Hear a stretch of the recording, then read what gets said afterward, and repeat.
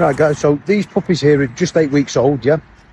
And let me explain what's going on. So, for me, growing the dog's character, its own self-confidence, making a balanced, stable dog, yeah? You've heard me talk about this lots.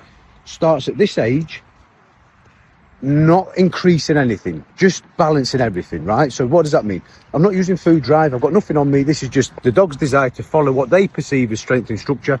Okay, nice and easy, 5 puppies, gone for a walk. And I do this every single day, and I think this is a massive, massive benefit to young dogs growing in a balanced fashion. Yeah, they're already understanding what's what, they're using the nose a little bit, they're migrating with me, they're already starting to mellow. They're not just your typical wild working driven dog, yeah, because these are working line dogs. And if I didn't do this with them, I would have to compensate that lack of energy output and growth and understanding and maturity with something else, like what a lot of other people are saying to me is use the daily allowance of kibble, make them do brain games and the rest of it, yeah? There's a wee, there's a wee. So this is all good.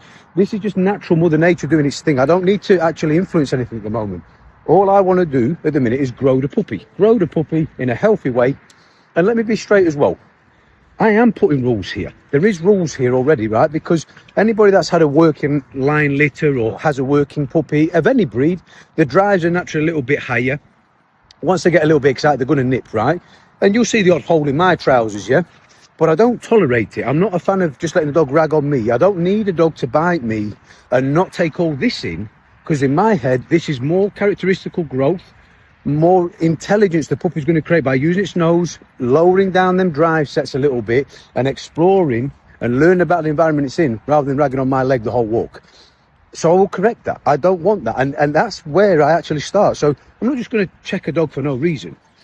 But if a dog is getting over aroused, jumping up at me and gets frustrated and starts to bite me and finds that really entertaining, I am not going to divert it away. I'm going to use that the same way another dog would to say, look, that's a bit too persistent now.